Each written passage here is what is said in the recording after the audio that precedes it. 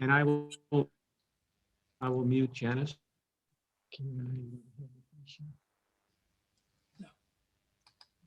How are you going to do this? You'll see. Oh, I can't mute her. Anyway, oh, there it goes. Okay. Anyway, everybody, I'm Hank Goldenberg. Don't share yet, Phil. Okay. Yeah. My name is Hank Goldenberg. I help run the Shutterbugs community activity here. I just want to mention for people who are not Shutterbugs tonight, what you're going to see is an example of the work of some of our Shutterbugs. We meet once a month, even virtually. We've been meeting. We've been having activities, sharing pictures, learning about photography, improving our skills, you know, critiquing other pictures, having guest speakers come in. A lot of activities going on.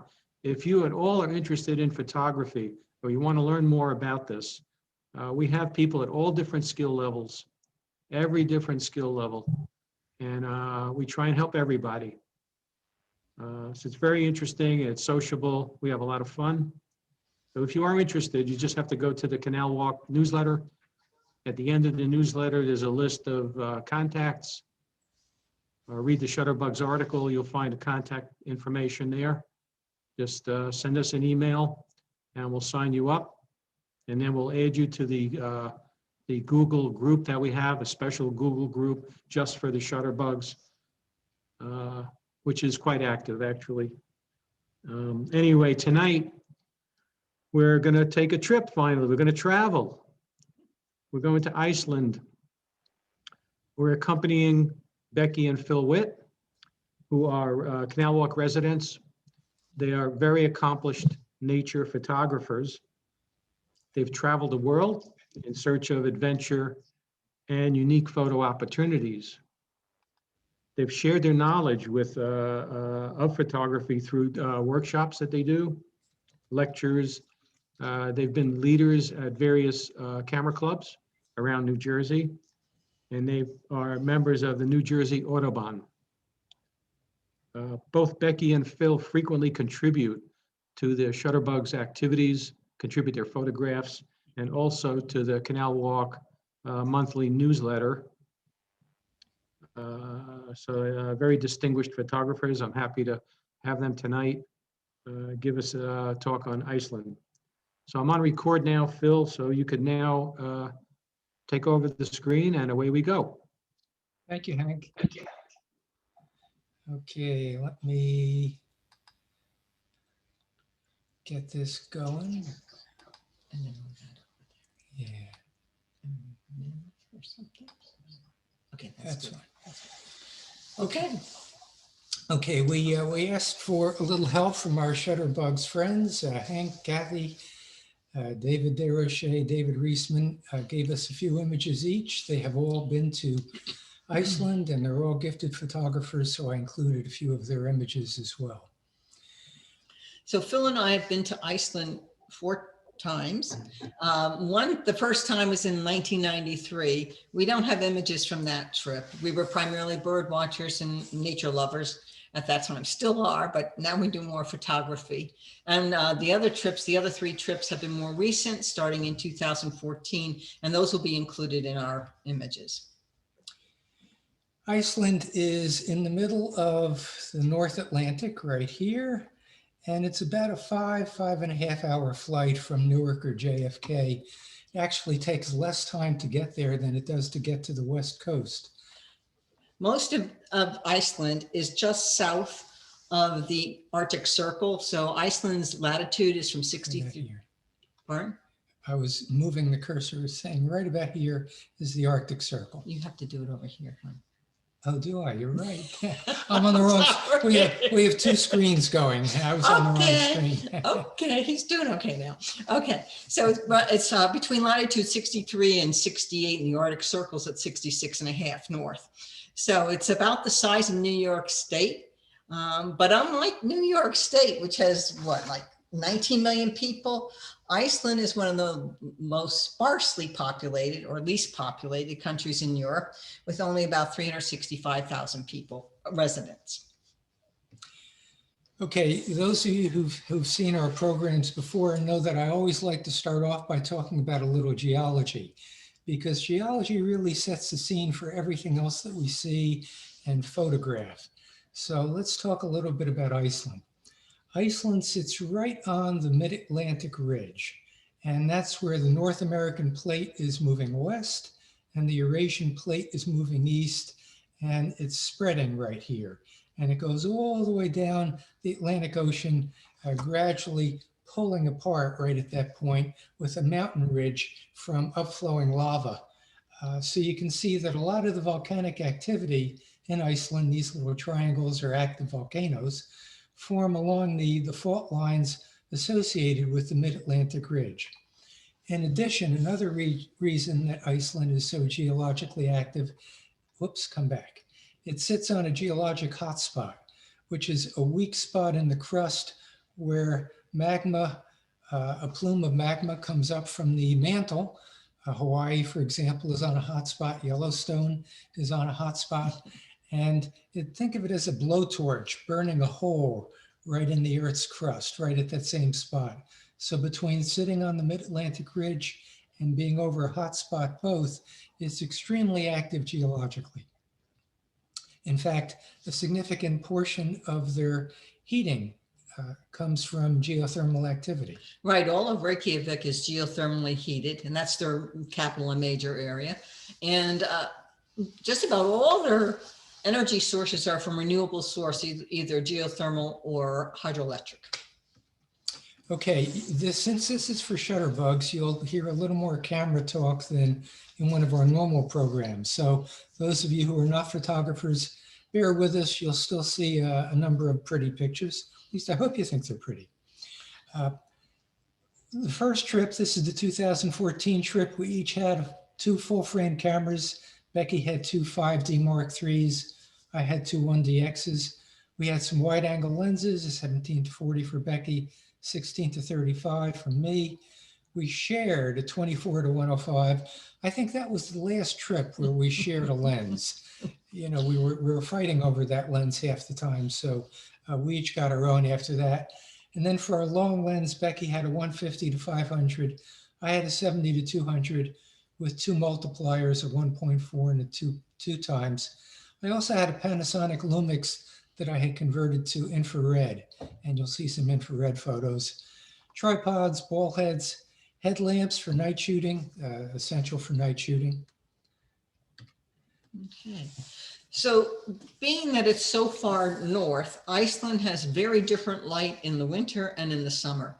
This is a shot from a caption from the photographer's ephemeris, which is a very useful tool, an app on a phone or an iPad or something like that, a smartphone, that shows you where the sun rises. That's that lighter yellow line.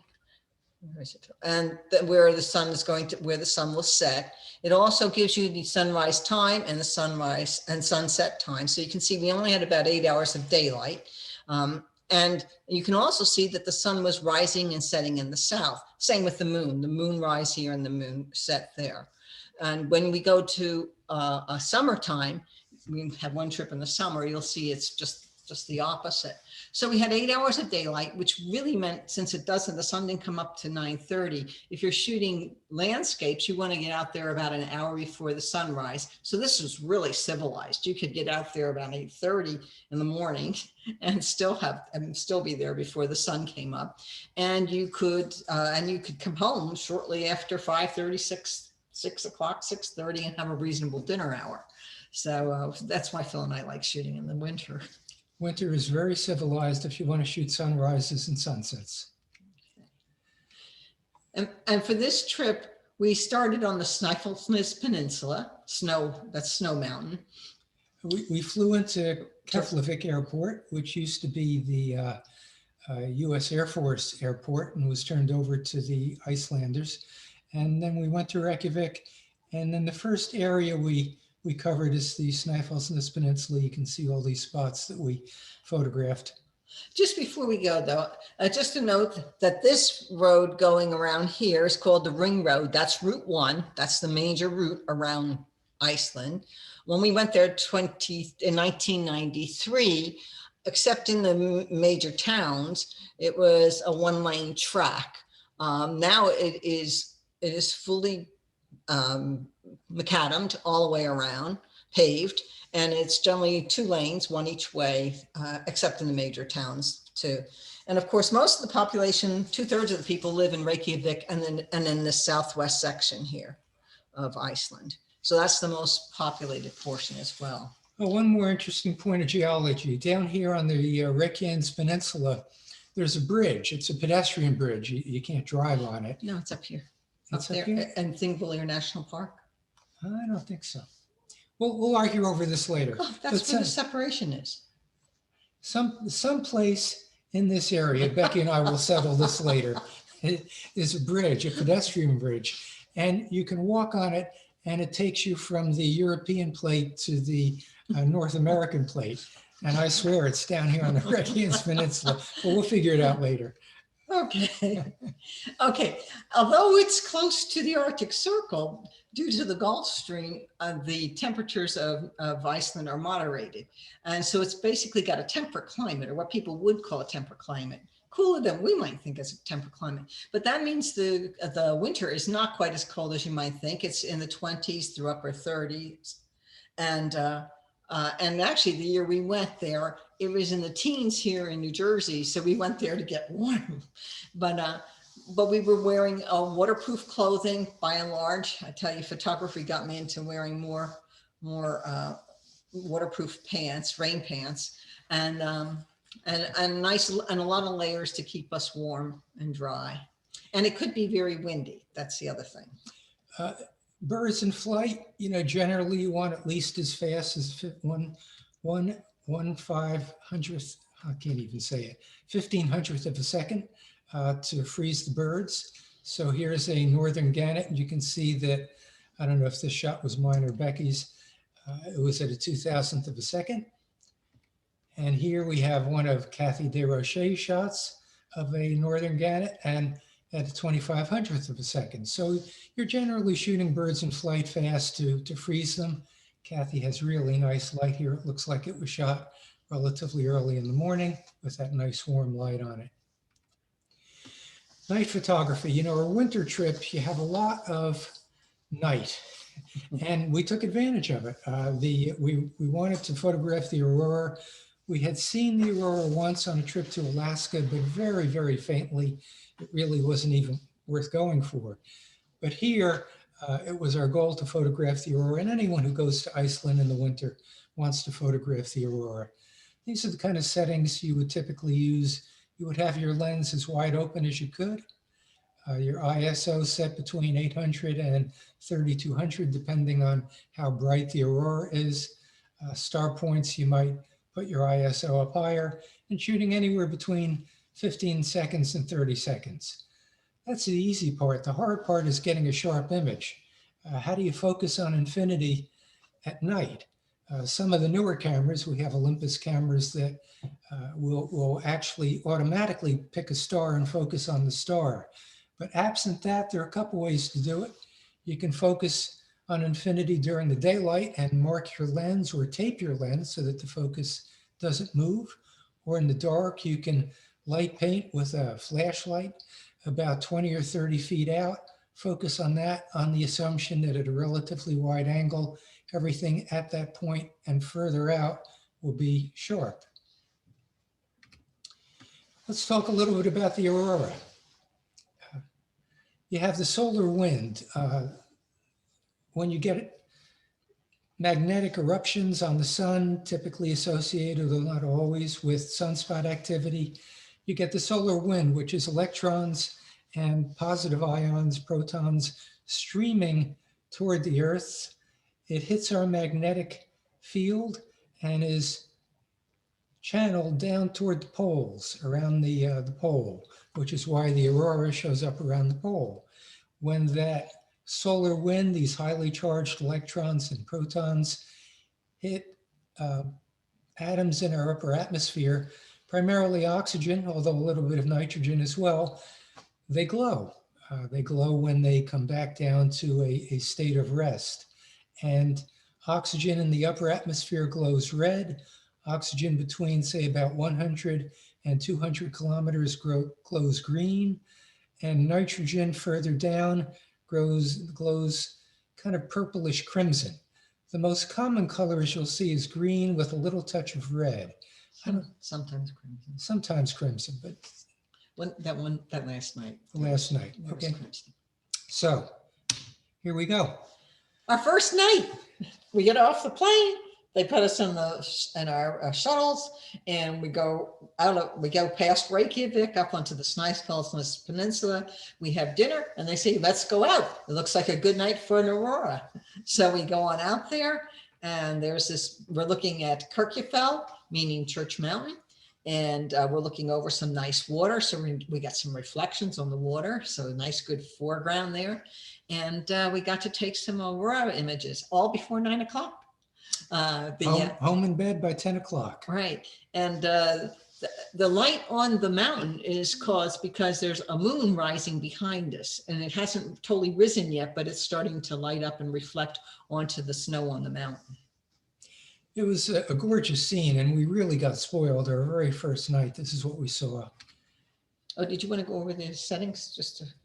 Oh, and you can see my lens is wide open, 25 millimeters, fairly wide angle, 20 seconds, ISO 800. This was very, very bright. This, by the way, is called a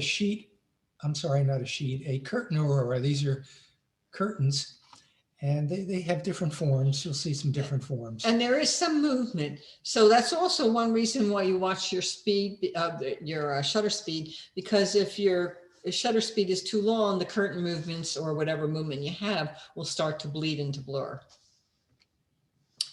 Another shot that same night, and these lights in the distance are the town where we were staying, and you can see it's not that far away. Then we got up the next morning, went to the other side of Kirkjufell. So this is the. This is Kathy's. I know. Okay. Okay.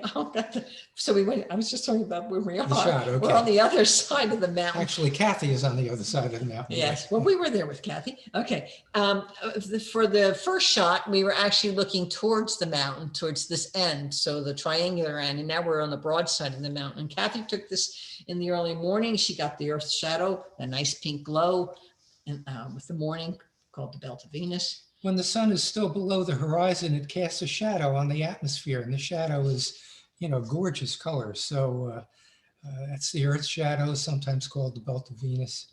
And you can see her settings here. Again, the ISO 1000, I guess, was primarily because it's still pretty dark. It wasn't really full light yet. The North Atlantic, really, really wild. The wind is high. It's just extremely stormy.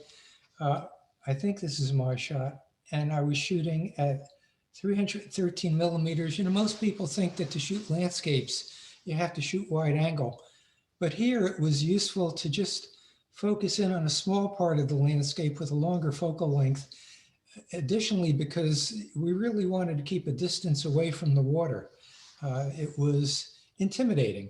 And a lot of spray. A lot of spray. And right. so Jubilant Sander is one of the beaches on the, as Phil said, on the Atlantic, but sort of on the south side of the well, I guess more the western side, southwest side of the Snæfellsnes Peninsula. Sandor in Icelandic means sand or beach, obviously, and you'll see a number of sandors that we went to. I remember a lot of stones, though, to walk over. To Big get rocks, to that's right. Yeah.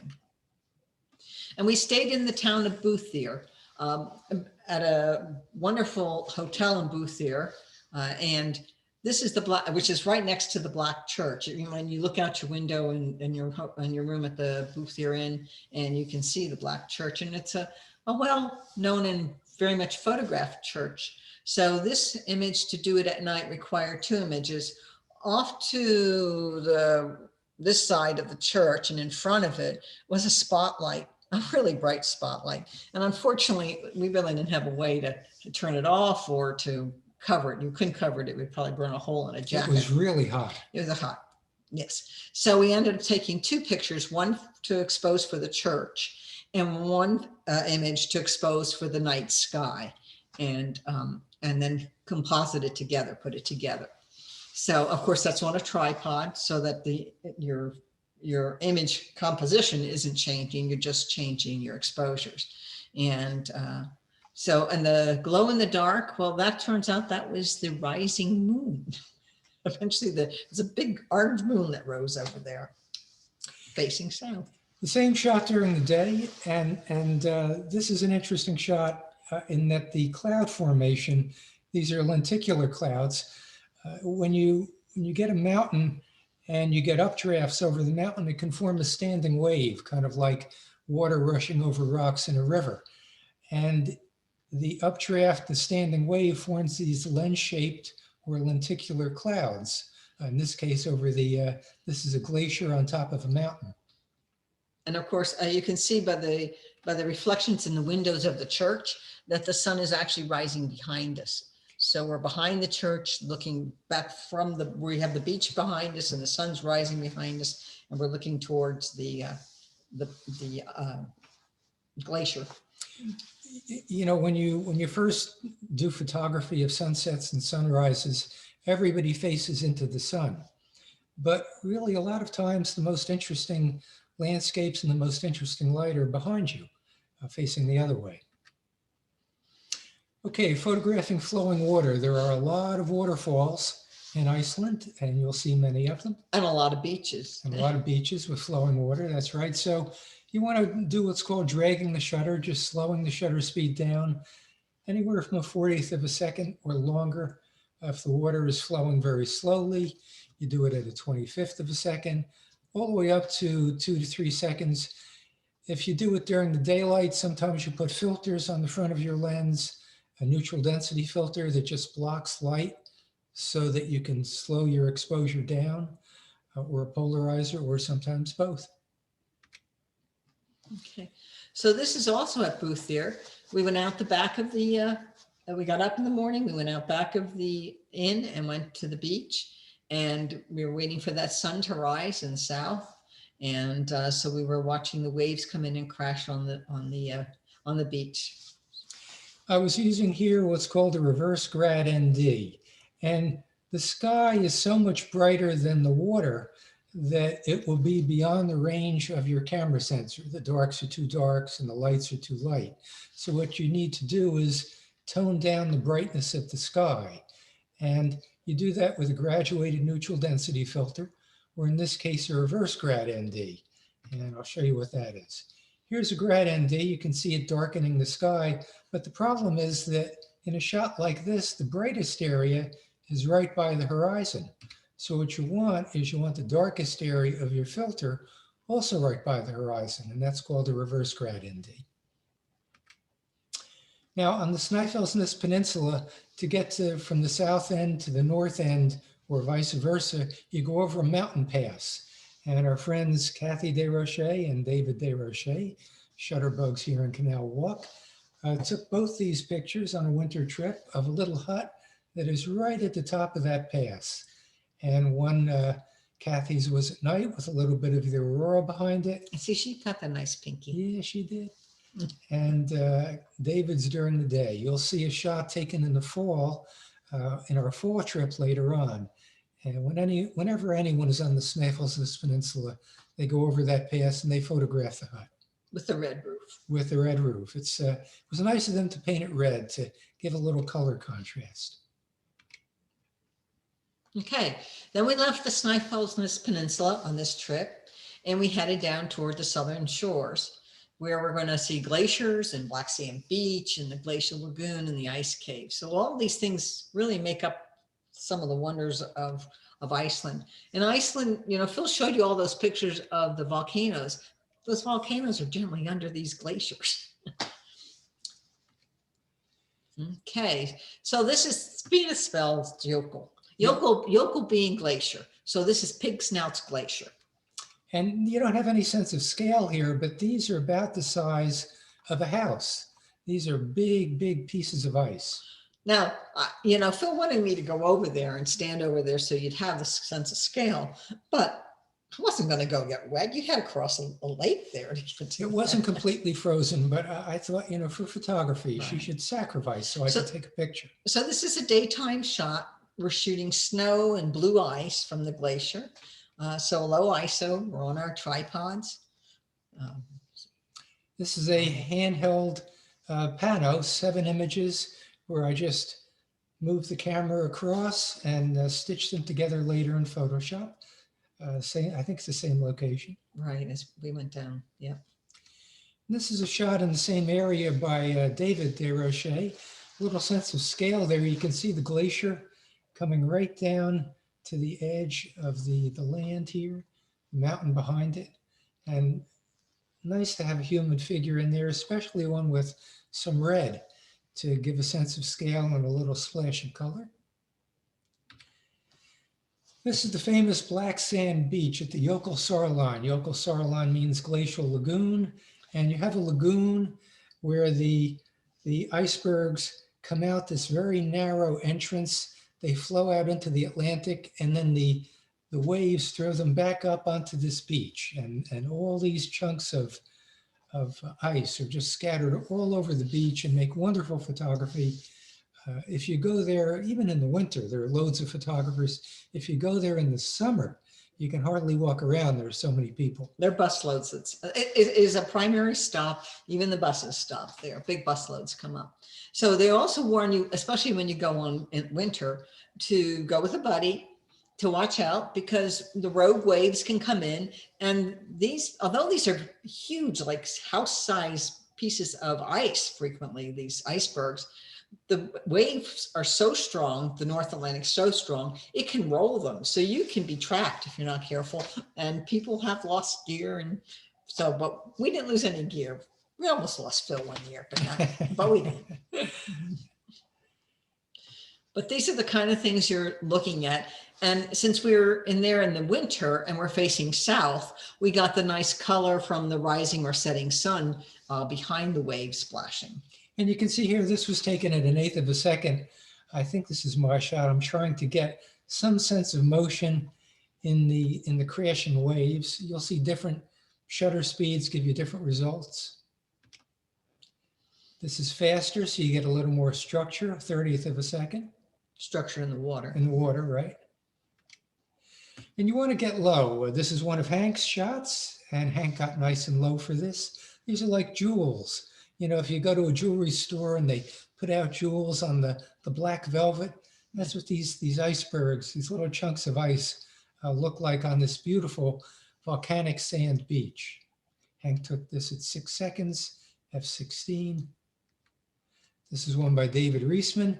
You can see David got nice and low here as well and caught the water, just bisecting this nice chunk of ice. So a lot of time taking these pictures of the receding waves, it really is a timing issue. You really want to make sure you hit the time at the right time as the water's going back.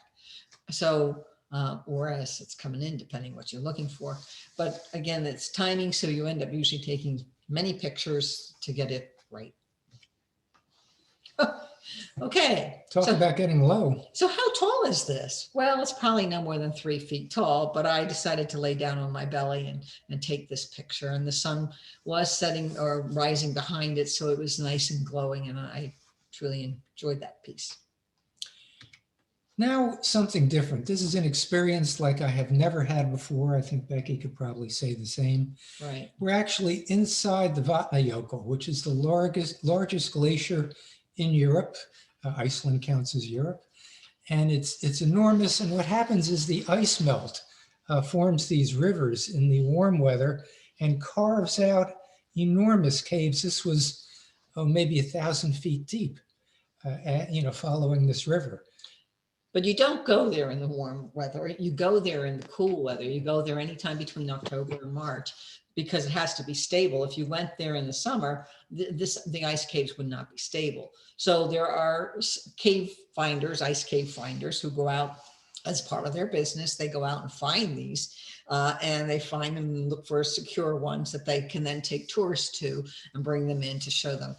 And if you've ever been to the Slot Canyons in the southwest of the United States, it's very much like that, where you're in there, there's light filtering through the ice. There's some holes at the top up to the glacier. And so that's where the light's coming in, through the entrance where you walked in or through holes in the ice. It's quite spectacular. I mean, I've never had another experience like it. It is very low light photography, so you generally do need a tripod for the long exposures. This is 30 seconds. I think this is a shot a friend took of me. I think that's me in the distance. But we all had hard hats on. I whacked my head a couple times on the roof of the cave. This is more or less the entrance of the cave. I say more or less, it is the entrance of the cave, but what you don't see is what we took out of the image. Down here on the left side, there were pitons into the ice with ropes to help us to make the walkway down into the cave. A little Photoshop got rid of that, but you can see that we climbed down into the cave and walk along the river until we reach the back end of the cave. Oh, just a moment. This happened to be one of the experiences that actually emphasized for me that the glaciers were retreating.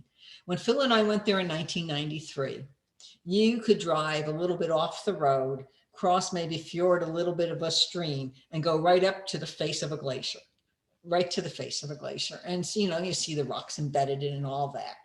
Pretty cool. This time, the glaciers were so far back, and there's so many boulders and stuff. They drove us for several miles in, big wheeled vehicles to go over these boulders to get there. So it's not something you just do. You generally need a guide, and you hire a guide to take you out there and to find these caves.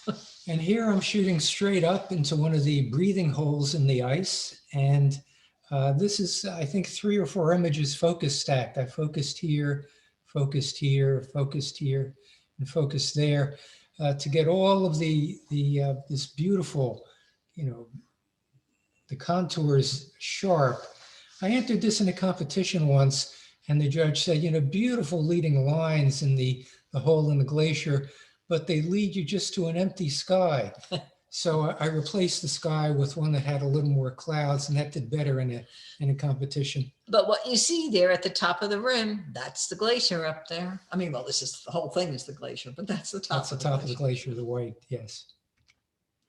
And Hank took this. I like this shot. Hank took this at night, and it was apparently raining really hard, and he captured the raindrops in this lighthouse, and he told me that he had to work really hard to position the beams close to the 4 corners of the frame. Nice job, Hank. But again, since it's a night shot, his aperture is wide open at 2.8. That's letting in a lot of light, half a second, but he had to crank the ISO up in order to get that kind of speed and exposure. A different kind of aurora. This one's taken by David Reisman, another one of our shutterbugs. Beautiful shot of a sheet aurora covering the whole sky at Skogafoss. And Skogafoss, by the way, means forest falls. I'm not sure where the forest is. There are really no trees on Iceland anymore. Apparently, when the Vikings landed there, there was a stunted forest of birch, but they cut it down entirely, and there are no trees left. So I don't know where the forest is now. The only trees that really are there now are the ones that they've replanted, and not necessarily native, that would be native to the country either. Beautiful shot. Skogafoss is a gorgeous waterfall, as you can see, widely visited. And then our last night, the final aurora, the best yet, it was covering the whole sky. Now I have to tell you that Becky went out with some of our friends to the Glacial Lagoon to shoot, but I said, no, I'm tired. I'll stay here at the hotel. So this aurora came up. I walked right outside our hotel door and shot this. And the question is, why did I shoot it at f/16? We're talking about shooting these with your aperture wide open to let in as much light as possible. And I have mine stopped all the way down to f/16. The answer is that I was still on my daytime setting. I hadn't changed my daytime setting, and I was so excited by this aurora that it didn't occur to me to reset my aperture. That happens.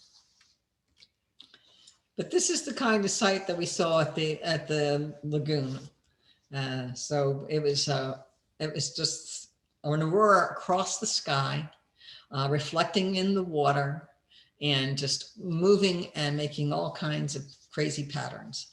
Unfortunately, that night I went out, and for some reason I had lost my infinity focus, and I was shooting, and finally I said, this isn't sharp. So somebody turned on some car lights so that at some point, so I could actually get a focus and get some sharp images. So half of the images I took that night I had to throw out. And at the end of the night, I turned around and we were getting ready to go. And I had come down this hill down to the lagoon. I remember I came down, I think I was swearing a lot. And somebody finally told me there was another path that was easier to go down because I was going down it in the dark, of course. But in any case, I turned around and there were these folks taking images at the top of the hill, and with the aurora streaming behind them. So that was one last shot before it was time to go. Nice shot, one of my favorites. And that's it. Here we are getting ready to say goodbye to winter Iceland. Becky's taking a tripod shot and I'm doing a handheld road shot. We like to do road shots into the distance. Okay, so then we went back in the summer of that year. So we did February of 2014, and we went back in the summer of 2014, and that was led by Roman Kuracek, a local photographer who takes photo trips. And so we went back we were going to see something different. There wouldn't be any auroras, but there would be birds, more churches, some waterfalls. We didn't get a lot of waterfalls in the winter because a lot of them were hard to approach. With all the spray, it would freeze and it'd make it really nasty to try to approach some of the waterfalls. But we did a lot of the same area again. We were there also in the fall of 2017. So even though this next section is primarily of our summer 2014 trip, I threw in a few images from the fall of. What was the picture? Why were you pointing to Thingvellir? Oh, we went to a similar area, except that this time we added Thingvellir as well. Oh yeah, okay. Thingvellir, by the way, is the national park, and Iceland was one of the first countries to have an independent commonwealth, and they had an alt thing. Was where they came together, I think once a year, and they had their legislation there. And it was out in the open, and they chose the Thingvellir because Thingvellir is where the plates are separating, and it made a natural amphitheater. That's why I think that's where the bridge is. Anyway, here's the photographer's ephemeris for the summer. And as you can see, it's just sort of the opposite then. The sun's going to rise in the northeast and set in the northwest. It rises approximately 5 a.m. It sets approximately 12 a.m. Doesn't really set. And it really never sets. There's no auroras. The sundown is really, after sundown, it's more or less a twilight. So you can like shoot all day. And if you want, you probably can shoot all night. And our leader sometimes, I think, wanted us to. But again, we did the southern part. So we weren't getting the rising sun and setting sun primarily. We were primarily on the southern shore getting not the rising sun and setting sun. You can see that the weather's a little warmer. Here are a couple infrared shots. Several layers are gone. You wouldn't believe it. They are. That's right. This is their summertime, 30s to the upper 50s. I got to tell you, 30s to upper 50s is normal. When we went in 1993, that's what we were expecting. But unfortunately, they had a heat wave and the weather went up into the 70s. I didn't have any really short sleeve shirts, so I was washing out as lightweight, whatever we had. And Iceland was in summertime. They were running around in their underwear. Bathing suits were optional and doing whatever they wanted because it was warm and the sun was out. Anyway, so this one we started up on the Snæfellsnes Peninsula, and this is now on like the northern part of it, the north and western part of it. This is, by the way, the oldest concrete church in the world, built in 1903. And this is another church that I took, and it is actually quite close to a mountainside behind it. So that's what you see. That's its backdrop there. Just some interesting church shots. Here's one that I like that David Reisman took, a real moody church shot. And you can look at the terrain. I mean, all this volcanic terrain, and they plop down the church right in the middle of this barren landscape. You say that, but I remember, and David, this might be that church. There was a church near Thingvellir or up in that area. And I don't have pictures of it from any of our other trips, but we went there our first year. And where the church was, the church happened to be on like the highest spot in the area. It wasn't a mountain, it was just the highest knoll. And they had rain and rain and rain and rain, and it was starting to really flood. And so the people went to the church to ask God to stop the rain. And it happened that the rain eventually did stop, but because the church happened to be on the highest spot, it did not flood. And that's what they had. That's what the pulpit actually was depicted that story. My recollection of that is that it was a lava eruption and the lava was flowing.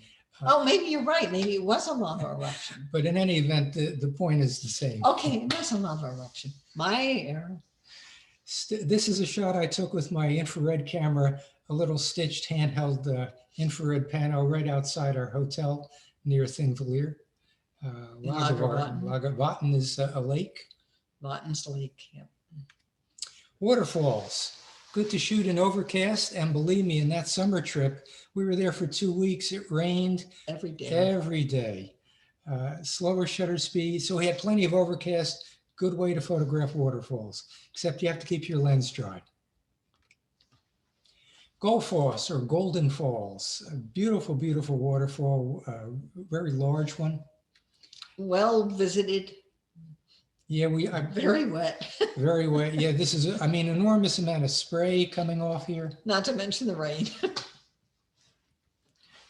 Another shot. This is 2 images. The merged one for the sky because the original sky was completely uninteresting. This one isn't so great, but it's better than the other one. And this was a 15-second shot just to kind of get that soft braided feeling to the water flow here. And you used an ND filter to slow down the shutter? Neutral density filter, yeah. To lengthen the shutter speed? Okay. Erythofoss or Salmon Falls. This is very different. This is more a very low waterfall, just a cascade. And I had to climb down these really wet rocks. And then I positioned my tripod just a foot or 2 over the water to get a nice low angle shooting over the water. You can see we had some blue sky. This is probably the only patch of blue we saw in 2 weeks. It opened up just for a moment. And then we went off to shoot some falls that were a little off the beaten track. So here's the falls with the lupine in front. It happened to be, again, another overcast day or rainy day. So Phil totally got rid of all the sky and focused on the foreground with the waterfall. Sell Yolandafoss, which, believe it or not, means selling the land of waterfalls. Don't ask me what the significance is. I Googled it and I couldn't get any more than that. But this was taken at midnight. And you really, if you go there in the summer, you cannot photograph this during the day. It's just crawling with people. There's a cavern behind it. And this ledge here takes you behind into the cavern. During the day, this would be wall-to-wall people. And it's just impossible. The parking lot, you can't even find a spot in the parking lot. So this was taken at midnight. And then we went behind it and we shot out from behind it. This is a little before midnight because this is when the sun was setting. Right. And this is a very difficult shot to get because there's so much spray back there. It was just about impossible to keep your lens dry. And you'd wipe, shoot. It was very, very challenging. But I like the result. It's nice to see the water streaming down off the edge. And 1 second exposure. 1 second, yeah.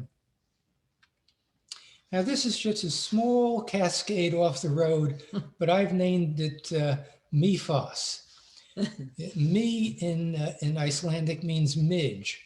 And we walked off the road, we set up our tripods, and the midges, they don't bite, but they crawl over your face. Up your nose, in your ears. Unbelievable. In your eyes. I wished at that point I had one of those head nets, but I did not. And it was a nice spot to take some photographs, but I got back in the vehicle just as quickly as I could. You want to talk about the difference of the images? The difference, well, I'm really shooting at the same spot, but here I'm shooting at 74 millimeters just to capture a little section of it. And here I'm shooting more wide angle to get a broader sweep of this curve. Just a couple different interpretations of the same scene. Very famous location, Kirkufell again. Right. So these are the falls at Kirkufell. When we actually took the Aurora picture, we were far, far to the right, across the road and to the right. Correct. So, so we went there, and I think Phil had to Photoshop out all the people because this was summer, and there are people just crawling up and down the path. Must have been 20 people I had to get rid of. Anyway, so there were a lot of people in the image. And as nature photographers, we try not to get a lot of folks in the image. Every once in a while, you need some people, though, just to show that there was other humanity there. In the summer, this is a well photographed shot. Everyone comes here and they try and get the Kirkufell River waterfalls against, the mountain itself. And it's a nice location, except for all the people. Including us. Including us, but we're not tourists, we're serious travelers. Oh, yeah. Okay, and then we went on down to the South Shores again. So we were going to see some sea stacks in Witt, the Icelandic horses and the black sand beaches, and get some birds. So that's our next section. So that's down around the, you want to show where that is? It's down in here. Into the south again, we went there in the winter as well. Okay, so we went back to the Jökull Sarlan again, Jökull being glacier, Sarlan being, actually it's where the glacier calves into this lake. And this actually was almost sunset. So I'm actually looking north because of course the sun's setting in the north. And but we just wanted a shot of the lagoon itself, and you can't see it, but they're flowing down this way. And there's a narrow outlet here to the Atlantic, and they flow out and then they get tossed back up on the beach. And you'll see a shot. This is one of them being tossed right back up on the beach.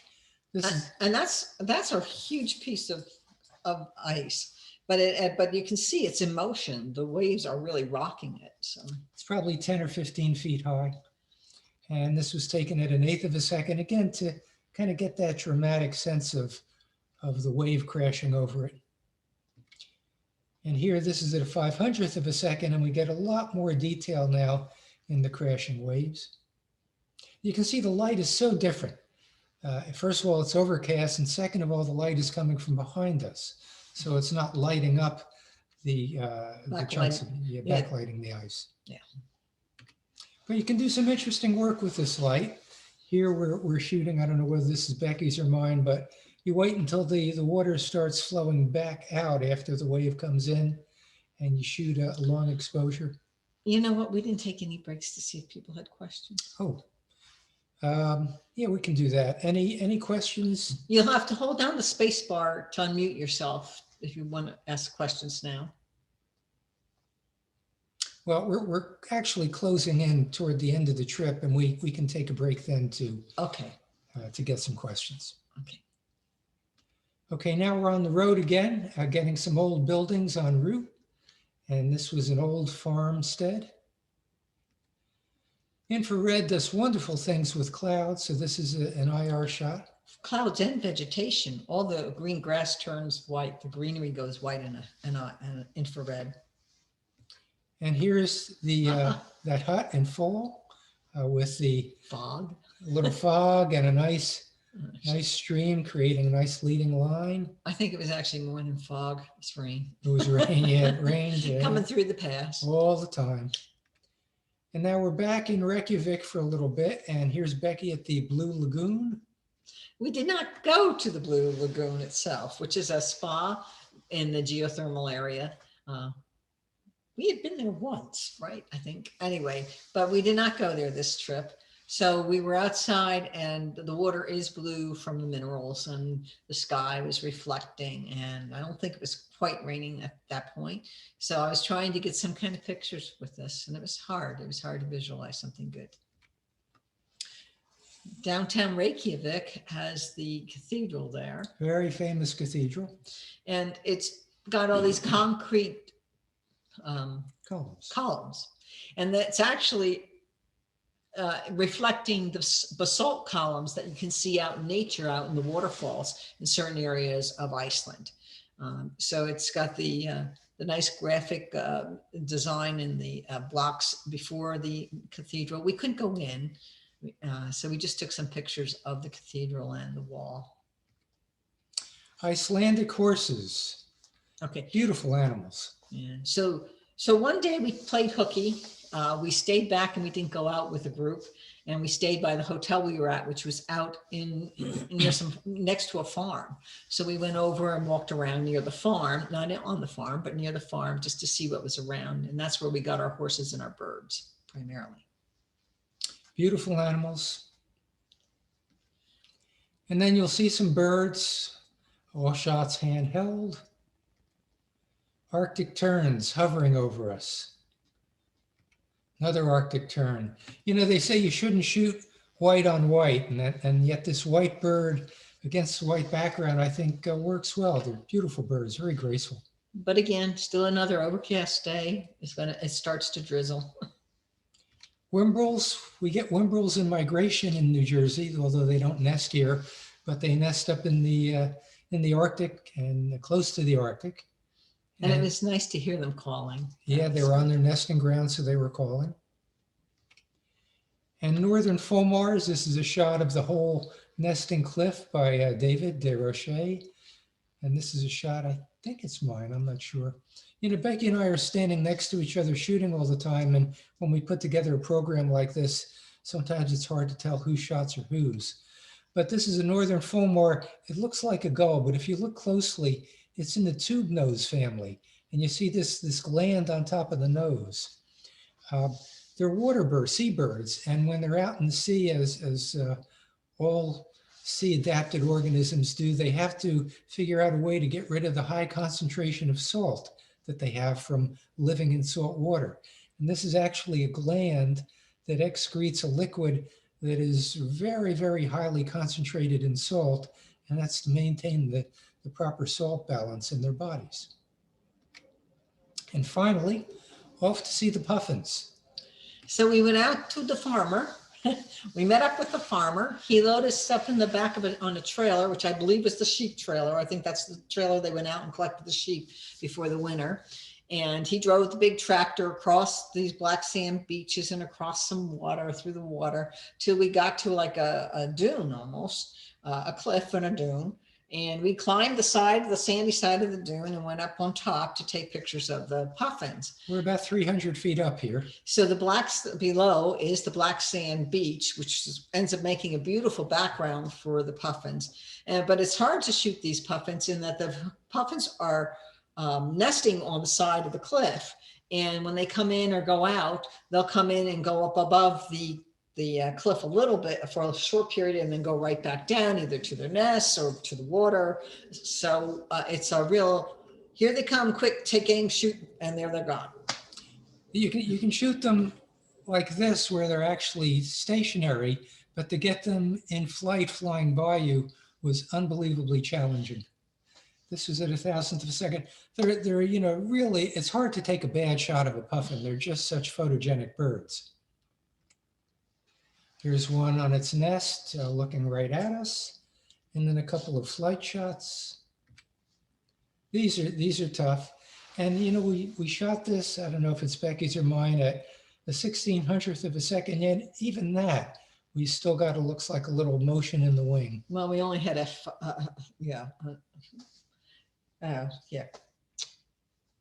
I'm sorry. We had a pretty wide open, so we didn't have much depth of field to begin with. And here's another one, 1/1600th. And that you can see, by the way, the black sand beach forms a really nice backdrop for them. And then goodbye, Iceland. It's Becky with one of our friends, Ellen, at one of the thermal features. And this is a good chance to take some questions before we do the Pro Show Gold, the pictures to music. Okay, we usually, let me, no, because then I'll have to unshare the screen. There's only 3 minutes. We normally have a short set of slides set to music of where we've been. However, we don't have one of Iceland. We do, however, have one of all the cold places we visited, including Iceland. So this is just a little over 3 minutes. Sit back, relax, think of any questions you want. And after this, I'll unshare the screen and we'll take some questions.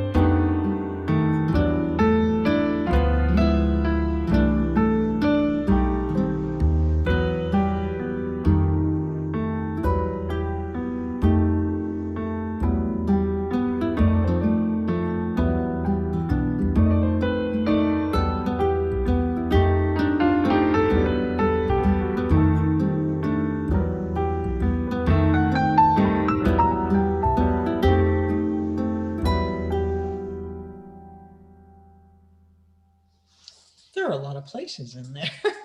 Okay, let's unshare and maybe Hank can open up the mics or people can open up their mic and ask questions. Do we have anything in the chat?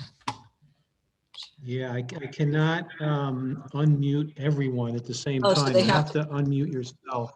That's true. Okay. Yeah, if you want to ask a question. So there's got to be some questions, right? Got to be. No, maybe not. Wow. That was, the music was what, Sati? Sati? The music was downloaded from the website where I get the, Okay, somebody's got a second. Eric, I think you're twice doing.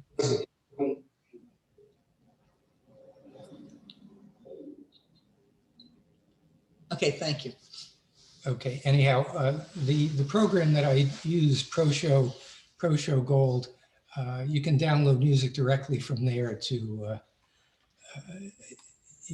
for the show. So it sounds like Sati, but I don't think it is. It's a clone. Any other questions, comments? Bill, this is Bill Crehack. Wasn't one of those shots from Arches National Park? Yes. Oh, several of them were for Arches, I Canyon. thought all the shots were, I thought the shots were all from Iceland. No, they're all No. from places that are cold.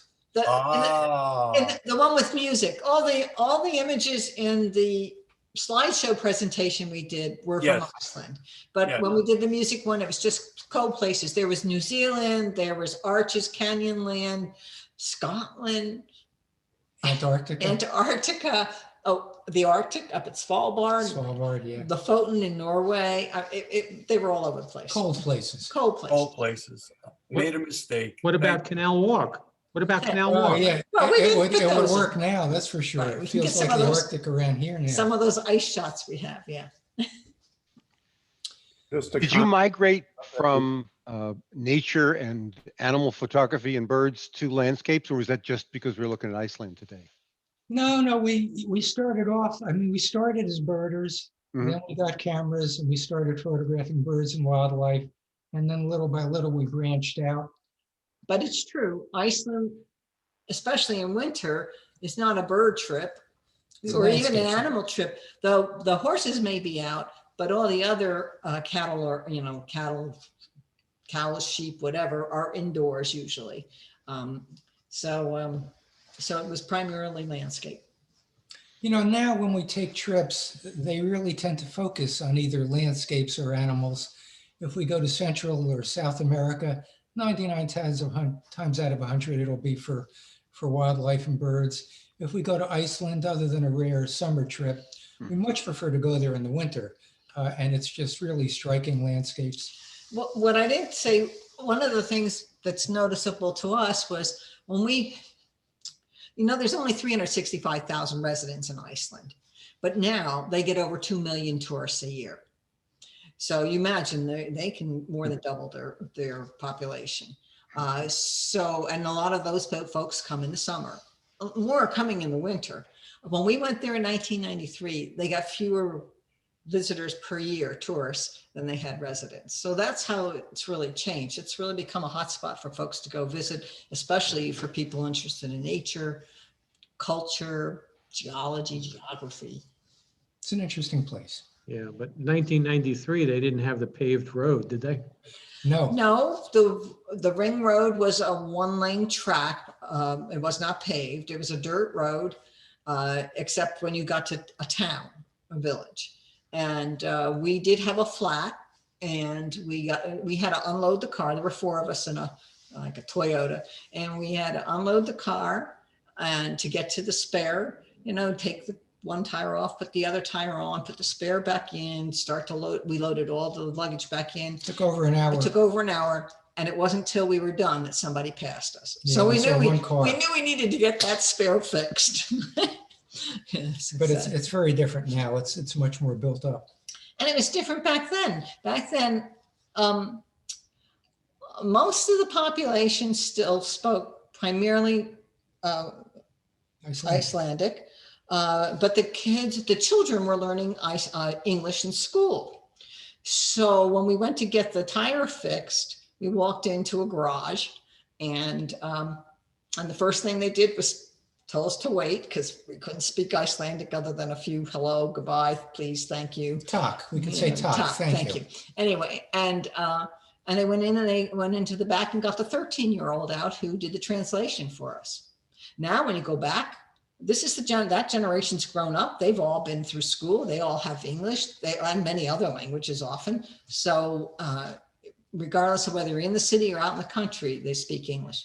Also, in 1993, it was one of the first countries where it was prevalent to see cell phones, because they were not going to put in the infrastructure for landlines. So when you were out on the glaciers or whatever, people, in their cars had their cell phones out, they were talking away. So it was very interesting to watch their development compared to our development.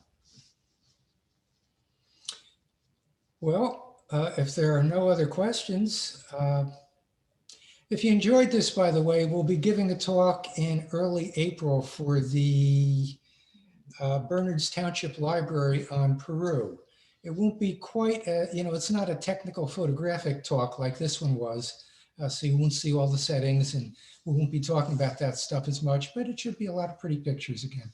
So we'll have some, it'll be a lot of nature, but it'll also include some of the history, but it'll also include the geology and all that stuff, whatever makes that country interesting, particularly naturally.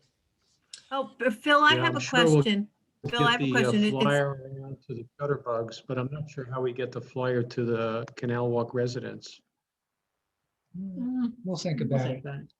Debbie, you had a question? Yeah, I was Yeah, just yeah. thinking about the accommodations. I mean, everything looks so isolated, but if you're saying 2 million people are visiting, Uh-huh. where are they going? There must be a city with big hotels someplace. Well, you have to plan ahead because you just don't go there and get a room. And matter of fact, the man we went with in the, and that was why also why going in winter were easier for some tours, because, you know, if you had 12 people plus a couple leaders, you had 14 people. You may have had, you probably don't have 12 or 14 rooms, but you probably have at least 7 or 8, maybe 10 rooms. So if you needed to change your plans, it was much easier in the winter. If you went in the summer and you need to change your plans for that many people, it's almost impossible because the rooms are booked, but what there are. Their workforce has to also increase, and it turns out a lot of the folks who come over to work this summer are from Europe, like Poland. A lot of Polish students were there, and that's what they were doing as their summer job. It was a way for them to make money. The accommodations, though, were pretty comfortable. I mean, you're in, you know, it's rustic. You're in normal hotels, and they tend to be out in the country. They don't look great from the outside, but inside they have everything you need. You know, good bed, good shower, nice clean place, heat.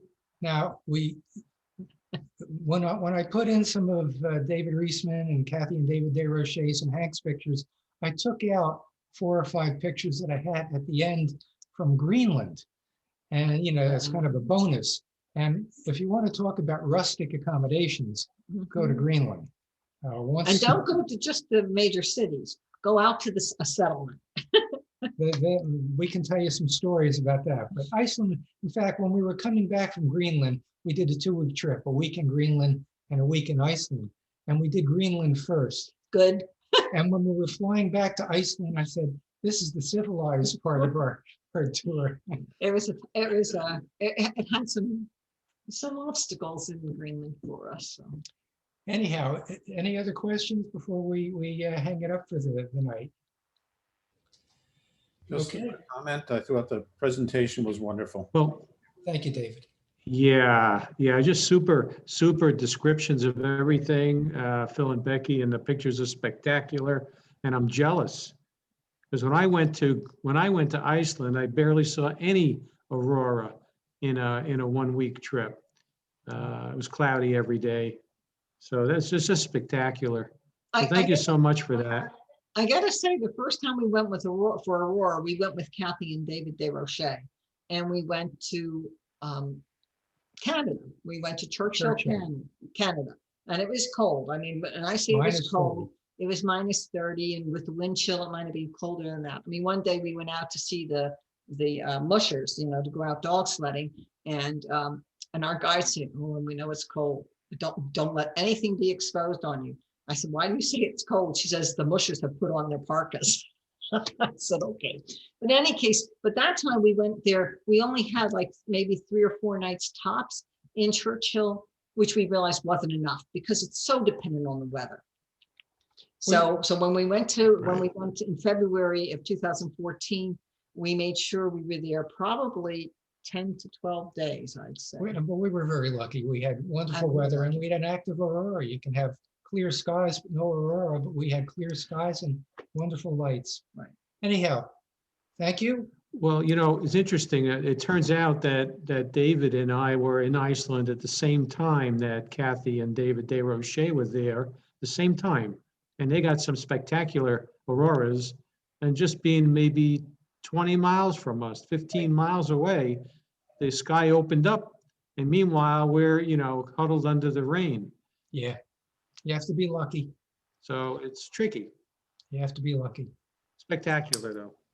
Okay, thanks. Well, again, everybody, if you're interested in photography, join the Shutterbugs, look up in your newsletter. again, I want to thank everybody for the great pictures and the description. So everybody be safe and take care of yourselves. Bye-bye. Take care.